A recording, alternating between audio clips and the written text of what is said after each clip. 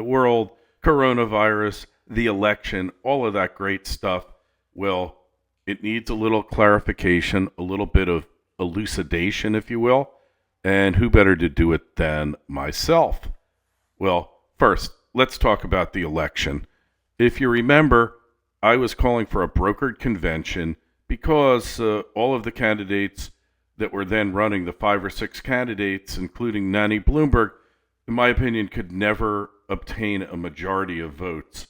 And as a result, it was going to go down to a brokered convention. Well, instead, they went to Plan B, which was get Buttigieg and Klobuchar to quit, keep Warren in the race at least till Super Tuesday, and then watch Biden win.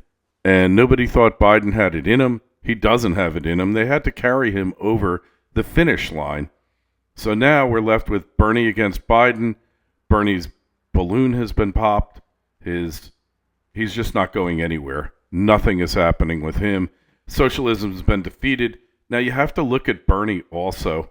This is not a winner, because a winner, someone like Donald Trump, would look at his opponent, Biden, and say, you're totally corrupt. You are a corrupt person. You've enriched your family through your office. You are completely, utterly corrupt. Burisma. He'd go into all of this, whether he's a Democrat or a Republican. But no, Bernie immediately takes that off the table. And it's much like what he did in 2016 with Hillary, when he said, I heard enough of your damn email server. I don't want to hear anything else about it. He immediately cedes the high ground, his advantage, to his adversary. His campaign was over at that point. Hillary didn't even have to cheat him, but Hillary gets joy and pleasure out of cheating her political adversaries as well as her adversaries in life, and cheating them could mean stealing a nomination, or it could mean other really bad things. But we're not talking about Hillary now. So we've got Biden. Now look, the guy's corrupt. The scandals come out. Everyone knows he's corrupt. So right there, he's a tough sell to the Democratic Party, even though Democrats love corrupt people. They love corrupt politicians. Just look back to New Jersey. Bob Torricelli was nailed for accepting gifts, bribes. And what do? They change the rules. They bring in Frank Lautenberg. He wins the senatorship from New Jersey. This is a case. Then they've got Menendez. This guy is totally corrupt, allegedly doing Epstein-like behaviors. He's being paid off by a guy he's passing laws, regulations for, a doctor, and all of these things. And what do they do in New Jersey? They reelect him. Only point being, corruption is never a barrier to getting elected if you're a Democrat. In fact, it might make you more qualified. Not to say the Republicans aren't corrupt. They're just as corrupt in their own sick way. I don't approve of them as well. I'm just saying that corruption is more of a way of life, and it's way more acceptable on the left than on the right. Usually when Republicans get caught doing stealing money, doing corrupt things, they're forced to resign. Democrats, if they can get reelected, even though they've been accused of all these bad things, they'll keep them in. So from that standpoint, Biden, it's not enough to get rid of him just because he's corrupt.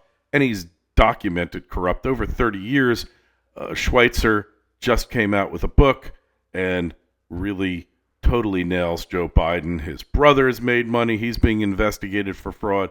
We all know about Burisma and Hunter, tens of millions of dollars, billions of dollars from the Chinese, and basically Biden is for sale. He'll never address those allegations, you notice. He always say, well, it's unproven. It's unfounded. You're just stupid. And so that leads us to Biden now. What is going on with Joe Biden? And it is very clear that he has got dementia. He might have had Alzheimer's before, but it's gone into dementia.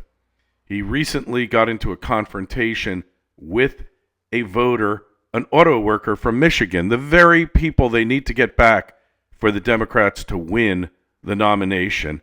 And what happens? He curses at the guy. He's sticking his finger on him, and he is really doing everything wrong. 101, Rule 101 of running for political office is never fight with a voter. Thank them for their viewpoints, agree to disagree, agree to agree, whatever you have to do, but never, ever, ever fight with a voter. But he seems to have forgotten that after 30 some odd years in politics. He doesn't know that you shouldn't fight with voters. He's had it. He is toast. But worse than that, I want to share something with you. Right now, I'm looking out my window. I'm in northern Palm Beach County, and there is an assisted living nursing home complex there.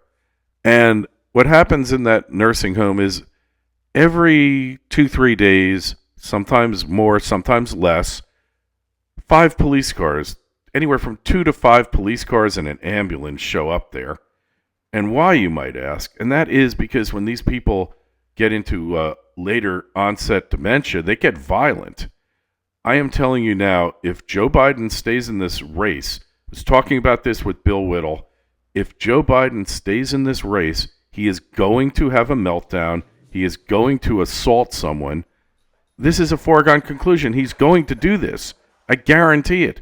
He is losing it. He's non-compos mentis Joe. It's very sad to see a person deteriorate like this, even somebody who you really despise, which Joe Biden has been a buffoon. He is stupid.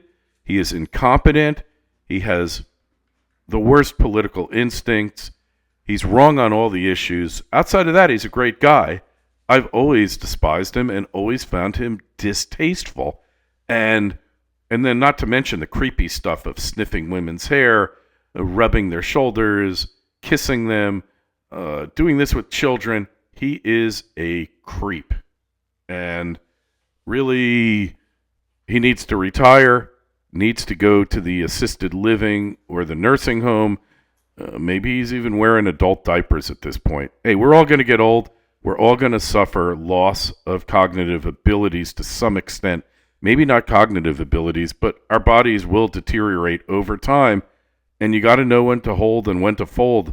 Joe, this is the time you got to fold. You got to get out of there. But look, understand, he is never, ever, ever going to be the candidate for president in 2020 in this election cycle. It will never happen because the Democrats know that he's untrustworthy, that he's having meltdowns, that he's unable to keep up.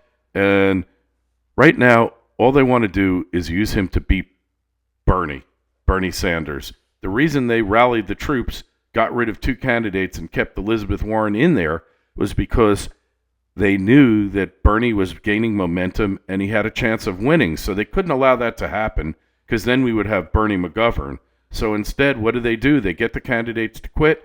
Those votes go to Joe. They endorse Joe. And then they keep Pocahontas in there till after Super Tuesday. They probably wanted her to stay longer. And she was running at the establishment's behest to vote split Bernie's votes. But she was so incompetent, so woke, such a bad caricature of Bernie that she blew it. But she was able to keep enough votes away from Bernie so that he couldn't win any of the crucial states. And then we hear that there were 44 states, 44 precincts. And then we hear there were 44 precincts in the Dallas, Texas area that never got counted. I wonder why. Could they have been Bernie precincts? When you see all this, you know. And then he lost Michigan in mini Super Tuesday. The guy is finished. The only thing he can hope is that Joe will have a meltdown on this weekend's debate and he'll be able to somehow regain the upper hand. Highly unlikely, but there still are a lot of delegates to go. Biden's only 100 some odd delegates ahead of Bernie. So if Biden were to have a meltdown in this weekend's debate, it could turn the tide for Bernie. But Bernie is a loser. He won't press the advantage, and therefore it's not going to matter. Let's talk about the stock market. Look, Nick Santiago called it 2-3 months ago that this was going to happen. We all knew it was going to happen. Coronavirus, I just don't buy that it is this massive public health threat similar to the plague. I think, look, if you've ever been in a hurricane, through a hurricane in Florida, they come on, and every hurricane that's ever going to hit Florida is a Cat 5 that's going to cause trillions of dollars of property damage and kill millions of people. And why do they do this? The reason they do it is because on the offhanded chance that they're wrong and that the hurricane isn't going to be anything major, they could say, well, it made a turn the last minute. It was all set to destroy the state and the southern Atlantic states. All right? If they discount the hurricane and they say it's nothing, and then it turns into a monster, which they can do, they can pick up steam almost instantaneously, and thousands of people get killed, those meteorologists and those government officials are going to be held personally responsible for this. So they have to overpromise and underdeliver. Overpromise you catastrophic hurricanes, underdeliver. Last hurricane, I knew it was never going to hit Florida because it was stuck in Grand Bahama Island, over Freeport and over that area, Marsh Island, which they were totally decimated there. As a result, very rarely will a hurricane make a straight line across the Caribbean and go into Florida. They're always going to drift further north and further east, which is exactly what that hurricane did. I had my bug out plan. I was going to go to Miami if it hit, because Miami, if it appeared it was going to hit, because it had already bypassed Miami. But this is the same thing with the coronavirus. It's not going to be too bad. The main reaction to it is panic.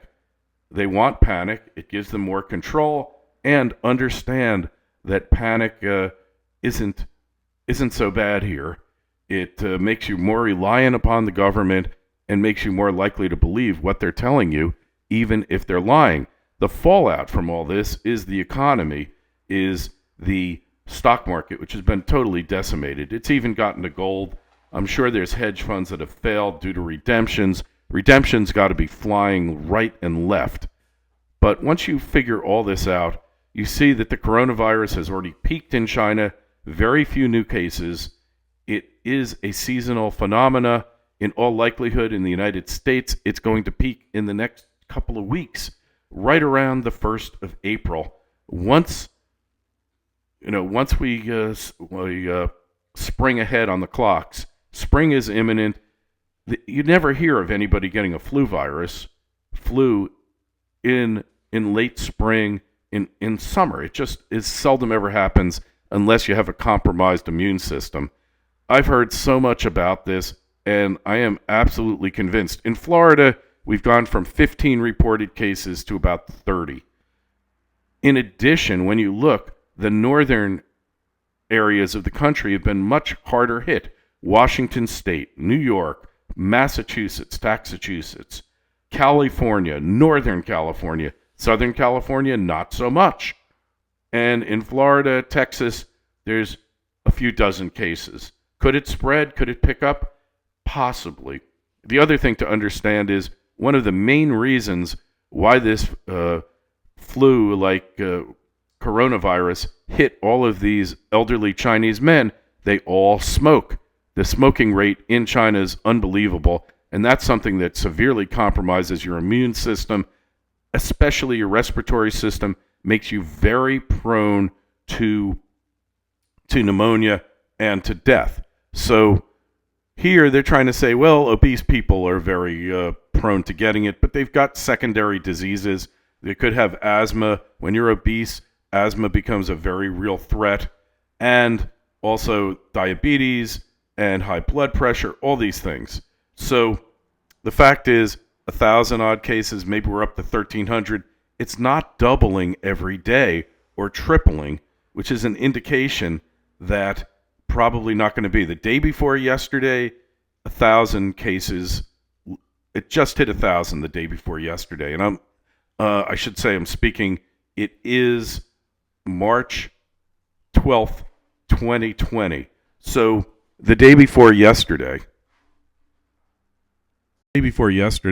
on March 10th, there was just under 1,000 cases. Today, there's 13 to 1,400 cases that have been diagnosed.